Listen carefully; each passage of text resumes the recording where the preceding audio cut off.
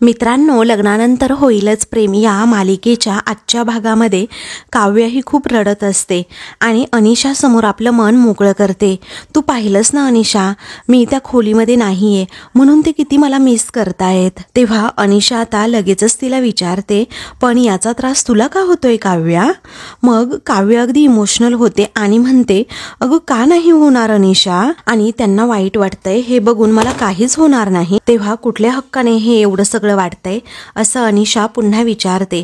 त्यावेळी काव्य पटकन बोलते, अगं कुठल्या हक्काने म्हणजे मी बायको आहे असं म्हणून ती तोंडातला शब्द तोंडातच ठेवते आणि अनिशाकडे बघतच राहते आणि आपली नजर दुसरीकडे करते. तेव्हा अनिशा विचारते, काय झालं काव्या, अशी का थांबलीस तू बोलायची? आणि मनातलं ओठावर येता येता अडवलं ना तू स्वतःला, पण अशी किती दिवस अडवशील ग तू स्वतःला? आणि हे सगळं तू कुठल्या हक्काने करतेयस हे मला नाही सांगितलं ना तरीही चालेल, पण जरा स्वतःला सांग, कारण मगाशी तूच म्हणाली ना मला की तू त्यांच्या प्रेमात पडली नाहीस म्हणून. तेव्हा काव्य आता एकदमच शांत होते आणि तिला ते सर्व प्रसंग आठवतात की आम्ही दोघेही एकत्र तिथे बेडवर झोपतो, त्याचबरोबर ते माझी गंमत करतात, मी त्यांना सारखी डिवचत असते, चिडवत असते, आणि ते ट्विन घड्याळ कशा प्रकारे आम्ही एकमेकांच्या हातात घातलं. त्याचबरोबर पार्थने असं सांगितलंय सुद्धा, घड्याळ सुरू आहे ना तोपर्यंतच माझी नाडी सुरू आहे, त्या दिवशी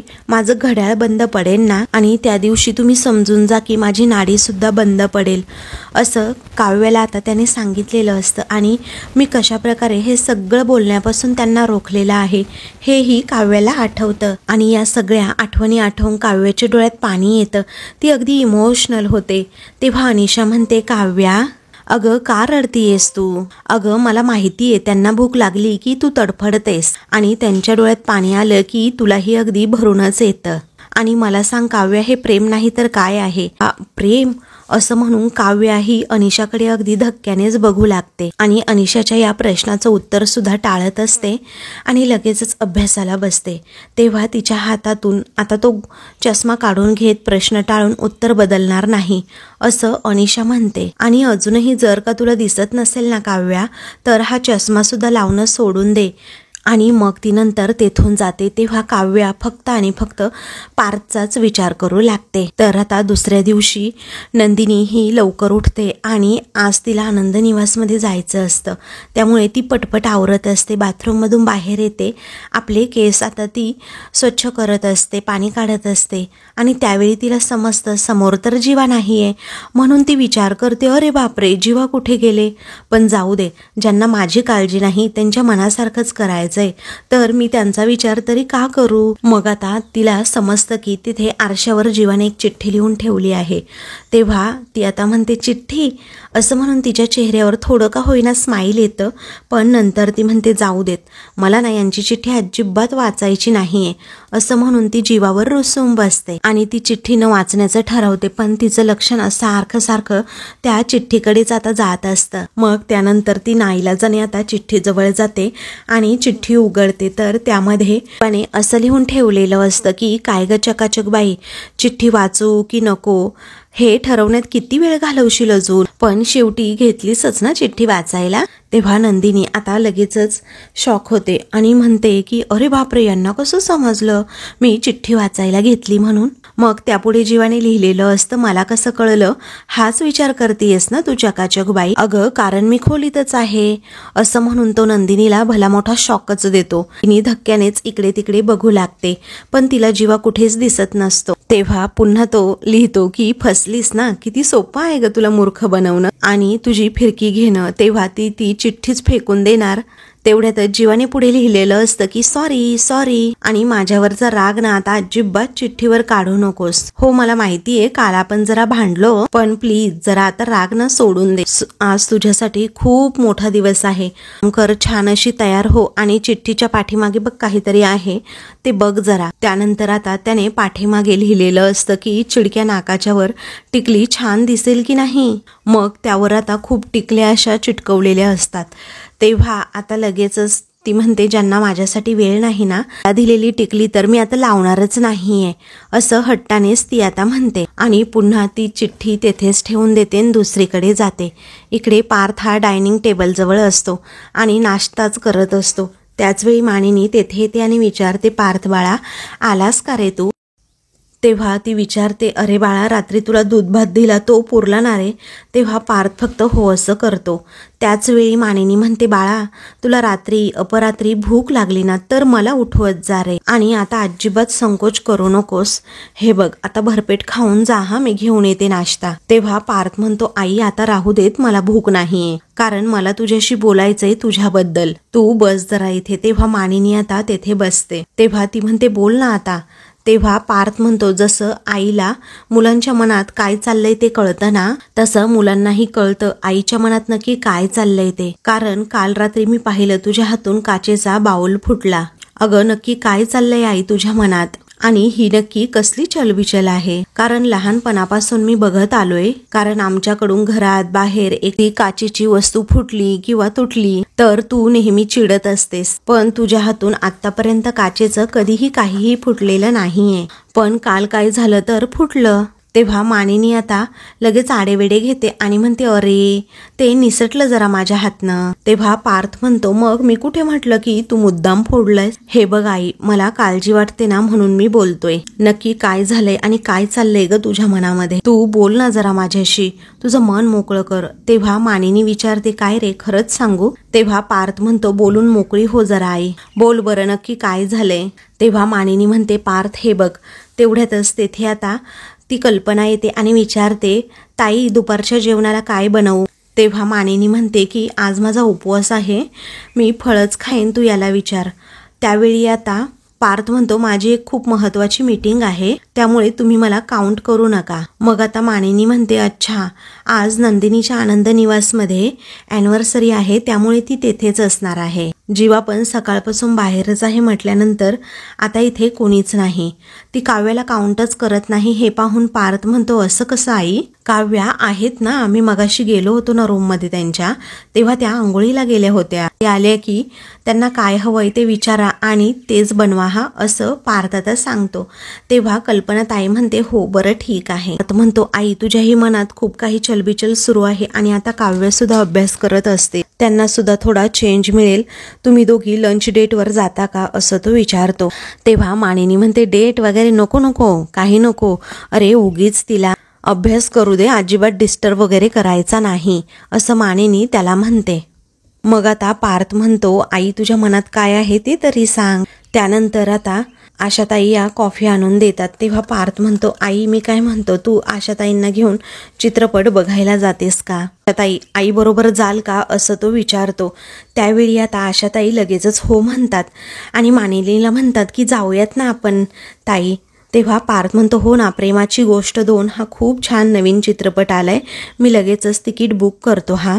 तेव्हा तिकीट्स बुकसुद्धा लगेच होतात. तेव्हा तो त्याबद्दल सांगतो. मग आता थांबा हा, मी नाश्ता घेऊन येते लगेचच, असं आता आशाताई म्हणतात. तेव्हा पार्थ म्हणतो, नाश्ता वगैरे नको, कारण ऑलरेडी मला उशीर झालाय आता खूप. तेव्हा मानिनी विचारते, काय रे न खाता जाणार आहेस का तू? मग आता पार्थ म्हणतो, आई आज माझा खूप महत्त्वाचा दिवस आहे, त्यामुळे मला छान असा आशीर्वाद दे. तेव्हा मानिनी आता पार्थला म्हणते, देव करो अन तुझ्या मनातल्या सगळ्या इच्छा पूर्ण हो, ऑल द बेस्ट, असं म्हणून आता लगेचच मानिनी त्याला चांगल्या विशेष देते. तेव्हा पार्थ म्हणतो, चल बरं मी निघतो हा. त्यानंतर आता पार्थ तेथून गेल्यावर मानिनी मनातच देवाकडे प्रार्थना करते की माझ्या दोन्हीही मुलांची कामं मार्गी लागू दे रे देवा. तर आता दुसरीकडे जीवा ऑफिसमध्ये आलेला असतो. तेव्हा आता आनंद निवासला 10 वर्षे पूर्ण होतात, म्हणून त्याने आनंद निवासचं खूप छान असं चित्र तयार केलेलं असतं, ते मॉडेल बनवलेलं असतं. तेवढ्यातच भास्कर तेथे येतो आणि गुड मॉर्निंग जीवा असं म्हणतो. अरे वा वा, खूप छान मॉडेल तयार केलं रे. त्यावेळी आता जीवा म्हणतो, हो अहो आज आनंद निवासला 10 वर्ष पूर्ण होत आहेत ना, म्हणून मी खास माझ्या हाताने हे बनवलंय. तेव्हा भास्कर विचारतो, ते सुद्धा माझ्या विरहित? मग आता असं म्हणून दोघेही हसतात. तेव्हा जीवा म्हणतो, आय एम सो सॉरी. अहो पण मी हे जर घरी बनवलं असतं ना तर नंदिनीला लगेचच कळलं सुद्धा असतं. अहो मला तिला सरप्राईज द्यायचं होतं ना. मग भास्कर म्हणतो, म्हणून तू लवकर आलास, मला सांगितलं ना वॉचमनने. मग ते दोघेही गप्पा मारू लागतात. त्यानंतर भास्कर म्हणतो, अरे बापरे छान हा, मला आवडलं, पण नंदिनीला ना चांगलाच धक्का बसणार आहे आज. तेव्हा जीवा एका क्षणी शांत होतो. मग आता भास्कर म्हणतो, अरे बाबा तसं नाही, आज तुझ्या नंदिनीला सुखद धक्का बसणार आहे. पुढे जीवा म्हणत असतो, मी आता तिला सांगितलंय की ॲक्च्युली मला यायला जमणार नाही तिकडे आनंद निवासमध्ये, पण तिथे जाऊन ना मला तिला छान असं सरप्राईज द्यायचं आहे. कसं आहे ना, तिचा आजचा हा दिवस अगदी छान लक्षात राहिला पाहिजे. अगदी तिने आयुष्यभरासाठी हा दिवस आनंदाचा असा तिने लक्षात ठेवला पाहिजे. त्याचवेळी आता भास्कर म्हणतो, हो नक्कीच लक्षात राहील, का नाही राहणार, तिच्यासुद्धा आणि तुझ्यासुद्धा. अरे हे सगळं काही तो अगदी असं टोमणा मारून किंवा वेगळ्याच भाषेत बोलत असतो, परंतु जीवाला त्याची भाषा काही कळत नसते. जीवाला पुन्हा एकदा भास्कर म्हणतो, आजपासून तुझ्या नवीन कामाला सुरुवात होणार आहे. तेव्हा जीवा म्हणतो, आय एम व्हेरी एक्सायटेड. ज्यापेक्षा मीच जास्त एक्साइट आहे, कारण त्या जागची प्रॉपर्टी पाडून तुझ्या स्वप्नांची आज पहिली वीट तिथे लागणार आहे जीवा, म्हणून. तेव्हा जीवा म्हणतो, हो ते तर आहेच. आणि नंतर एकदम तो शांत होतो आणि म्हणतो, त्या जागेवर ज्यांची प्रॉपर्टी आहे त्यांना तर वाईट वाटणारच ना सर. अहो तुम्हाला सांगतो काका, मी चाळीपासून मोठ्या घरापर्यंतचा खूप मोठा प्रवास केलाय. आम्ही परेलच्या पवार सदन नावाच्या चाळीत राहायचो. जेव्हा ती चाळ डिमोलिश होणार होती तेव्हा गेलो होतो मी तिकडे. माझ्या पोटात ना अक्षरशः खड्डा पडला होता हो, आणि आपली एक एक आठवण कुणीतरी मोडून काढतंय ना असं वाटत होतं. आणि 2 तास थांबलो होतो मी तिकडे, आणि गाडीत जाऊन जो काही ढसाढसा रडलोय मी. कसं असतं ना सर, आपण जागा विकतो पण त्या जागेने ना आपल्या मनात ना वेगळंच घर केलेलं असतं. त्यामुळे त्या जागेसोबतची अटॅचमेंट आपली पाठ कधीही सोडत नाही. आणि आता सुद्धा ती तुटणारी वस्तू ज्यांची असेल त्यांना काय वाटेल या विचारानेच मला अगदी कसं तरी होते, असं म्हणून जीवा खूप भावुक होतो. तेव्हा भास्कर म्हणतो, ए बॉय, तू खूप इमोशनल आहेस रे. अरे बाळा, जग हे असंच असतं नश्वर. आता उद्या जाऊन तुझ्या त्या लो कॉस्ट हाऊसिंग मध्ये जी लोक तिथे राहायला येणार आहेत ते सुद्धा त्यांचं आधीचं घर सोडूनच येणार आहेत ना.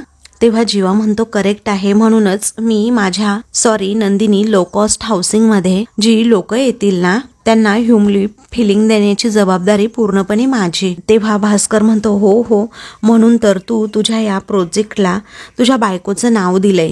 हे सगळं बघून ना नंदिनी खरंच खूप खुश होणार आहे असं भास्कर म्हणतो. त्याचवेळी जीवा म्हणतो, मी एक काम करतो सर, आनंद निवासचा अॅनिव्हर्सरीचा कार्यक्रम संपला ना की मी नंदिनीला घेऊन ना त्या जागेवर येईल. तेव्हा भास्कर म्हणतो, हो हो नक्की या हा. आणि थोड्या वेळातच आम्ही ती प्रॉपर्टी तिथे डिमोलिश करायला जाणार आहोत. आणि त्या जागेवर ना असंच कुठलं तरी मूळ घर असणार आहे, ते आपल्याला तोडावं लागणार आहे आता, असं म्हणून तो त्या आनंद निवासच्या मॉडेलकडे बघतच राहतो आणि ते हातात घेतो. त्याचबरोबर भास्कर मुद्दाम ते मॉडेल पाडण्याचा प्रयत्न करतो, पण जीवा ते आता लगेचच हातामध्ये घेतो आणि ते वाचवतो. मग आता भास्कर म्हणतो, सॉरी जीवा, बाय मिस्टेक झालं. तेव्हा जीवा म्हणतो, काही हरकत नाही सर, अहो don't worry, I got it. आणि तसंही मी असताना नंदिनीच्या आनंद निवासला ना धक्का नाही लागणार. तेव्हा भास्कर तथास्तु असं म्हणतो. मग आता दोघेही हसतात. त्यानंतर जीवा म्हणतो, सर मी आनंद निवासमध्ये जातोय, तिथला कार्यक्रम वेळेवर संपवून मी लगेचच तुमच्याकडे येतो मग तुम्हाला भेटायला. तेवढ्यातच पुन्हा एकदा ढगांचा गडगडाट होतो.